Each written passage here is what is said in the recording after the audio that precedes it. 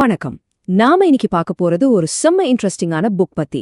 1997ல release ஆச்சு. ஆனா இன்னைக்கு வரைக்கும் 32 மில்லியனுக்கும் மேல காப்பீஸ் வித்திருக்கு. நிறைய பேரோட பணத்தை பத்தின பார்வையையே மாத்தின ஒரு புத்தகம் அது. அதான் ரிச் டேட் புவர் டேட். இந்த புக்ல இருக்கிற ரொம்ப முக்கியமான, சில சமயம் கொஞ்சம் கான்ட்ரவர்ஷியலான பாடங்களை நாம இப்போ ஒன்னொன்னா பார்க்கலாம் வாங்க. சரி வாங்க, டீப்பா உள்ள போலாம். இந்த புக்கோட கதையே 2 அப்பாக்களை சுத்திதான். ஒருத்தர் ஐயோ என்னால இதெல்லாம் வாங்க முடியாதுன்னு சொல்லி அவரோட மனசுக்குள்ளேயே ஒரு பூட்டு போட்டுக்கிட்டாரு. ஆனா இன்னொருத்தர் சரி இதை எப்படி வாங்கலான்னு ஒரு வழியை தேட ஆரம்பிச்சாரு. பாருங்க, இந்த ஒரு சின்ன கேள்விதான் அவங்க 2 பேரோட ஃபினான்ஷியல் லைஃபையே தலைரீழா மாத்துச்சு. இந்த 2 விதமான மைண்ட் செட்டும் 2 வேற வேற வாழ்க்கை பாதைக்கு கூட்டிட்டு போகுது. இதுல ஒரு பாதை நம்மள நிறைய பேர் மாட்டி முழிக்கிற ஒரு பொறி. அதுக்கு பேருதான் ரேட் ரேஸ்.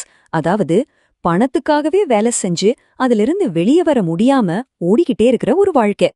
அப்போ இந்த ராட் ரேஸ்குள்ள நம்மள ஓட வைக்கிறது எது? 2 எமோஷன்ஸ் தான். ஒன்னு பயம், இன்னொன்னு பேராசை. ஐயோ வேலை போயிருமோங்கிற பயம் நம்மள தொடர்ந்து வேலை செய்ய வைக்குது. அதே சமயம் இன்னும் வேணும், இன்னும் வாங்கணுங்கிற பேராசை நம்மள அதே வேலையிலேயே இன்னும் வேகமா ஓட வைக்குது. இது ஒரு எண்டே இல்லாத சைக்கிள் மாதிரி.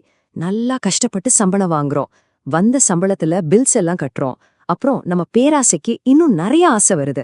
அந்த ஆசையெல்லாம் நிறைவேற்றணும்னா திரும்பவும் வேலை போயிருமோங்கிற பயத்துல கடுமையா உழைக்கிறோம். இதுல என்ன நடக்குதுன்னா, பணம் நமக்காக வேலை செய்யறதுக்கு பதிலா நாம பணத்துக்காக வேலை செஞ்சுட்டு இருக்கோம். இதுல ரொம்ப முக்கியமான ஒரு பாயிண்ட் இருக்கு. இந்த புக் சொல்ற ரூலே இதுதான்.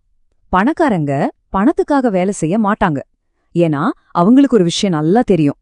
ஒரு வேலைங்கிறது ஒரு லாங் டேர்ம் பிரச்சனைக்கு ஒரு ஷார்ட் டேர்ம் தீர்வு மட்டும்தான். அது மட்டுமே உங்களை பணக்காரனா ஆக்கிறாது. அப்படின்னா இந்த ரேட் ரேஸ்லேருந்து தப்பிக்கிறதுக்கு என்னதான் வழி? அதுக்கான பதில் இந்த புக்ல சொல்ற ரொம்ப ரொம்ப முக்கியமான ஒரு பாடத்துல இருக்கு. உண்மையை சொல்லணும்னா, ஃபினான்ஷியல் நாலேஜ் பத்தி நீங்க தெரிஞ்சுக்க வேண்டிய ஒரே ஒரு ரூல் இதுதான்னு கூட சொல்லலாம். சரி, அந்த ரூல் என்னன்னு சொல்றதுக்கு முன்னாடி நான் உங்களை ஒரு கேள்வி கேட்கறேன். நீங்க குடியிருக்கிற வீடு ஒரு சொத்தா இல்லையா? கொஞ்சம் யோசிச்சு பாருங்க. ஏன்னா நம்மள நிறைய பேர் ரொம்ப காலமா நம்பிட்டு வர ஒரு விஷயத்த இந்த கேள்வியை அப்படியே உடைச்சு போடும்.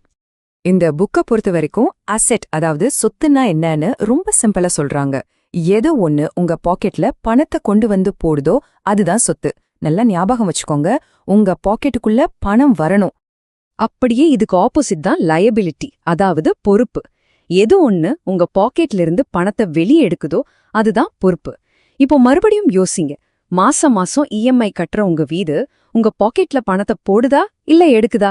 இந்த புக்கோட கணக்குப்படி அது ஒரு பொறுப்பு, சொத்து கிடையாது. பணக்காரங்களுக்கும் மத்தவங்களுக்கும் இருக்கிற முக்கியமான வித்தியாசமே இதுதான். பணக்காரங்க சொத்துக்களை, அதாவது அசெட்ஸை வாங்குறாங்க. ஆனா மிடில் கிளாஸ் மக்கள் பொறுப்புகளை, அதாவது லயபிலிட்டிஸ போய் சொத்துன்னு நினைச்சு தாங்குறாங்க. இந்த ஒரு சின்ன தப்பு தான் வெல்த் உருவாக்குறதுல பெரிய வித்தியாசத்தை உண்டு பண்ணுது. ஓகே, இந்த மைண்ட் செட் எல்லாம் சூப்பர். ஆனா இதை எப்படி ஆக்ஷன்ல கொண்டு வர்றது? அதுக்கு தான் இந்த புக்ல இன்னும் 4 ரூல்ஸ் சொல்றாங்க. இதை ஒரு ப்ளூ பிரிண்ட் மாதிரி நினைச்சுக்கோங்க. இதை ஃபாலோ பண்ணா வெல்த் உருவாக்கலாம். அந்த 4 ரூல்ஸ் என்னென்னு பார்க்கலாமா? 1, உங்க சொந்த பிசினஸ்ல கவனம் வைங்க. 2, ஒரு கார்ப்பரேஷனோட சட்ட பாதுகாப்பை பயன்படுத்திக்கோங்க. 3, பணக்காரங்க பணத்தை உருவாக்குறாங்க. 4, சம்பாதிக்கிறதுக்காக மட்டும் வேலை செய்யாதீங்க, கத்துக்கிறதுக்காக வேலை செய்யுங்க. இதுல உங்க சொந்த பிசினஸ கவனிங்கன்னு சொன்னாங்க இல்லையா, அது ரொம்ப முக்கியம்.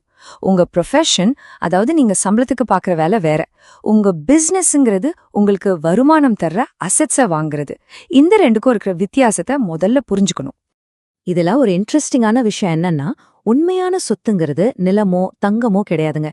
நம்ம எல்லார்கிட்டயும் இருக்கிற ரொம்ப பவர்ஃபுல்லான அசெட் நம்ம மூளை தான். மத்தவங்க கண்ணுக்கு தெரியாத வாய்ப்புகளை பாக்குறதுக்கு உங்க மனசை ட்ரெயின் பண்றதுதான் உண்மையான ஃபினான்ஷியல் இன்டெலிஜென்ஸ். சரி, என்ன செய்யணும்னு தெரிஞ்ச பிறகும் கூட ஏன் நிறைய பேரால வெல்த் உருவாக்க முடியல? அதுக்கு காரணம் நம்மள முன்னேற விடாம தடுக்கிற சில சைக்கலாஜிக்கல் தடைகள் தான். அதையெல்லாம் எப்படி தாண்டி வரதுன்னு இப்ப பார்க்கலாம். மக்கள் ஏன் தோத்து போறாங்க? அதுக்கு ஒரு 5 முக்கியமான காரணங்கள் இருக்கு. 1, பணத்தை லாஸ் பண்ணிருவோங்கிற பயம். 2, எல்லாத்துலயும் ஒரு நெகட்டிவ் அப்ரோச். 3, சாதாரண சோம்பேறித்தனம்.